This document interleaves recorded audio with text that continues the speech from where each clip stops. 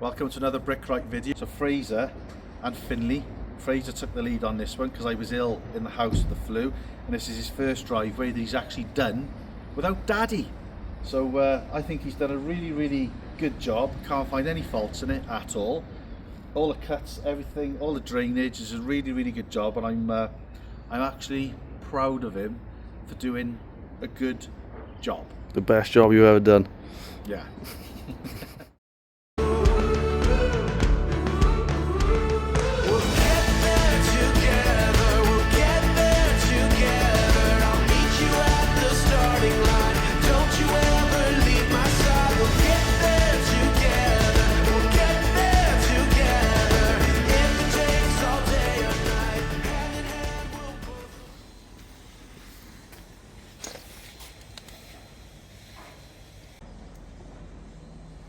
Did you find doing this job without Big Daddy?